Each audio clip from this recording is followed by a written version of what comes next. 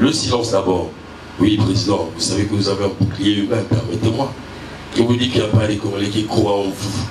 Et lorsque vous faites silence, c'est vrai, c'est l'art d'écran, est-ce une attitude d'un grand démocrate face à toutes ces questions ici dans le pays que vous venez d'énumérer ici?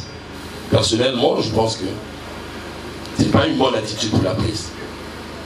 Deuxièmement, vous avez parlé longuement de la corruption. Et je n'aurai pas trop à dire, mon président. Quelle est votre attitude en tant que parlementaire lorsque le président, dans son discours précédent, vous avez invité aux enquêtes parlementaires? Attendez-vous d'y faire ce travail une fois de plus? Les élections, voilà. Pour les élections, vous appelez à l'alternance, ce qui est bien pour un politique. Mais lorsque je plonge mes regards autour de vous, y compris l'opposition congolaise aujourd'hui, l'opposition institutionnelle, et je vois la configuration de cette opposition, en tout cas, je me permets de vous dire que vous n'avez pas encore des partis solides autour de vous. Je sais qu'il y a Yuki, qui a fait ses prouesses, je sais qu'il y a Lubalès. Et autour de vous, vous avez des présidents qui représentent leur parti individuellement, qui sont incapables parfois de mobiliser 4 parcelles dans la ville de voisin. Il ne va pas tort, je me permets de lui dire, nous sommes des journalistes, nous les connaissons.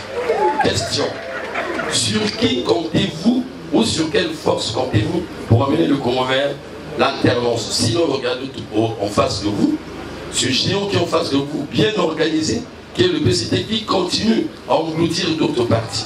Que ferez-vous alors? La question est celle-là. Alors, pour terminer, Président, j'aimerais vous inviter à nous donner l'intelligence de ce passage de chef d'État dans son discours, lorsqu'il dit « L'étiquette d'un homme politique ne place pas le politique au-dessus de la loi ». J'en ai terminé, merci. Ma question tient son sens dans le fait que vous avez déjà été vu à l'œuvre dans le gouvernement. Et l'opinion vous sait aussi en partie comptable de la situation actuelle puisque vous étiez ministre. Est-ce vous le renouveau ou c'est d'autres Congolais qui devraient incarner cela? J'étais reporter à l'inauguration du siège de l'UDH Yuki dans la rue Polydor à Mongali. À cette occasion, vous avez annoncé votre ambition d'être candidat, si ce n'était pas une candidature déclarée, sous l'acclamation des militants qui étaient présents. Nous voudrons savoir, puisque vous parlez de 2021, peut-on s'assurer ici que vous êtes proclamé candidat ou vous proclamez candidat à la candidature parmi les amis de l'opposition institutionnelle? Je vous remercie. Mais je m'intéresse sur la santé de votre formation politique. Alors, il y a un mois, voire plus, nous avons assisté à des scénarios du retour de quelques cadres de l'UDH-UI, leur retour au MCDB. Est-ce que vous avez le sentiment que votre formation politique est fragilisée ou bien cela vous donne matière à réflexion de resserrer le cordon entre les dirigeants de votre formation politique? Merci. Je prends la parole au nom de Télé Congo. J'ai 3 questions à poser au président de l'UDH-UOKI. La première, c'est une question d'éclaircissement. Le président Brice Patrick Kolega vient de nous faire savoir que son parti politique attend un compromis historique et non une compromission. Alors ma question est de savoir qu'est-ce que cela veut dire, un compromis historique et non une compromission. Ça c'est la première question. La deuxième, mon collègue Dimi a posé presque la même question, mais je vais y revenir. Vous avez été membre du gouvernement, et pas les moindres, un acteur politique de premier niveau. On se souvient de vos déclarations historiques. D'abord, lorsqu'en 2009, le président de la République devrait faire acte de candidature, vous avez pris la parole au nom du président Kolela et vous avez dit « Suivez la voie que les ancêtres ont tracée et en chemin n'abandonnez pas votre peuple. Donc vous avez donné caution à celui dont vous critiquez la majoration aujourd'hui. Je me souviens encore, en 2009, j'étais dans la salle en tant que rédacteur en chef du journal Le Soleil. Vous avez fustigé toutes ces associations installées à l'étranger qui combattaient le président de la République, et vous avez dit, vous avez lancé une phrase historique que tout le monde a retenue: touche pas mon président. Alors, la question de savoir, le temps passé, est-ce que vous vous sentez aussi coupable ou responsable de cette mégestion que vous condamnez ce matin? La troisième et dernière question pour cette série, vous parlez du dialogue. Nous savons que vous êtes un point important de l'opposition, mais cette opposition n'est pas unanime autour du dialogue. Est-ce que vous croyez en l'efficacité de l'opposition quand on sait que cette opposition va avant disperser autour de la question du dialogue? Ici l'occasion de m'exprimer, surtout que j'ai été ministre sous le président Denis Sassou Nguesso. J'ai ici l'occasion en fait de dire quel est mon bilan, dont je suis fier. Et monsieur Romy de DIA-TV parle du silence. Était-ce une bonne attitude? Et parle aussi de l'attitude des parlementaires face à la corruption. Il se demande, est-ce que les parlementaires attendent tout du président de la République ou sont des commissions d'enquête? Pour asseoir l'alternance sur qui je compte, parce qu'autour de nous, au niveau de l'opposition, certains partis ne représenteraient que eux-mêmes. Ce sont les questions de notre frère Romy DIA-TV. Bon, le silence, c'est aussi un langage. J'ai adopté cette posture pour, comme je l'avais dit avant de me taire, je regarde là où va la direction du vent. J'ai regardé et j'ai fait un diagnostic. Et aujourd'hui, je crois que ce diagnostic est assez mûr pour que je prenne maintenant le micro pour me lancer de nouveau sur la place publique et apporter des solutions. Bon, les parlementaires, vous savez comment nous sommes au Parlement. Nous ne sommes pas l'opposition, représente à peine une quinzaine de députés. La majorité parlementaire, elle est partie communale du travail. Quand nous introduisons des questions avec débat adressé au gouvernement, il y a une censure qui se fait. Personnellement, je n'envoie plus mes questions au bureau de l'Assemblée parce que ces questions ne seront jamais lues, ne passeront jamais, parce qu'il y a un filtre de la censure.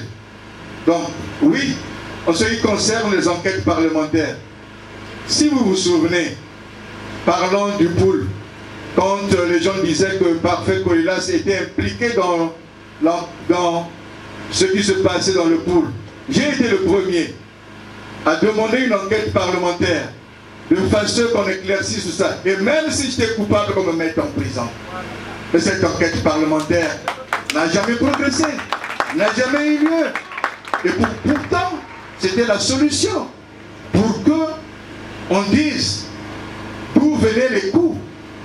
Mais l'enquête parlementaire a été piétinée sous prétexte que la justice était déjà là-dessus, les enquêtes judiciaires avaient été déjà ouvertes, et ce, à la déclaration du ministre de la Communication d'époque, Thierry Mungala. Donc, le président Kumba avait seulement pris acte. Comme les enquêtes judiciaires ont été ouvertes, il fallait taire les enquêtes parlementaires. Mais sinon, nous n'avons jamais... nous n'allons jamais baisser les bras quant à demander des comptes au gouvernement.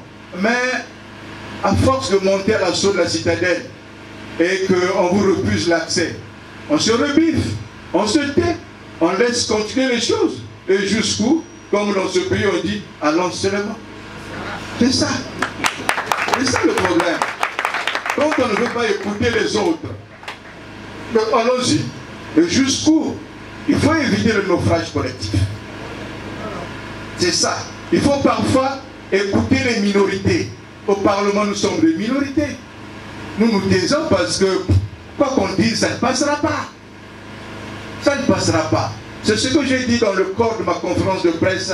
Il faut qu'on arrête, qu'on change de régime. C'est un régime parlementaire présidentialisé. Le vrai chef du gouvernement, ce n'est pas Mwamba, c'est le président de la République. Le président de la République, le vrai chef du gouvernement. Quand on s'en prenne pas au Premier ministre Mwamba, le vrai chef du gouvernement, c'est le président de la République. Parce que les parlementaires lui ont fait allégeance. Ils ne jurent que par lui. Ils ne jurent pas par le Premier ministre. Donc, ces parlementaires, ils ne peuvent pas aujourd'hui dire le contraire de ce que ose dire le président de la République. Voilà ce qui se passe dans ce pays. Sur qui nous comptons pour l'alternance, mais c'est sur le peuple. Nous comptons sur le peuple. Un parti, quand nous sommes en Bongi au foyer, même le plus idiot a son importance. Même le porteur d'eau a son importance. Toutes les voix comptent. Que tu aies un parti avec 2 ou 3 personnes, ces voix-là comptent et compteront. Donc nous comptons sur le peuple. Nous comptons sur le peuple. Ces partis que vous disiez, que vous décrivez ainsi, sont reconnus par le ministère de l'Intérieur. Ce n'est pas la faute de l'opposition. La loi sur les partis politiques dit que pour être reconnu comme parti politique, il faut être présent dans les 12 départements du Congo. C'est que les enquêtes ont été menées et tous ces partis sont bien présents dans les 12 départements du Congo. Donc, pour moi, ce n'est même pas un problème. Ces partis existent, sont reconnus par le ministère intérieur, reconnus par dans les 12 départements du Congo. L'étiquette d'un homme politique ne le place pas au-dessus de la loi. Non. Je suis de ceux qui le pensent aussi. Si j'ai commis, mettez-moi en tôle. Ce n'est pas parce que je suis un homme politique que je dois me soustraire à la loi. Non. C'est cette république exemplaire que je veux que nous bâtissons. C'est cette république exemplaire.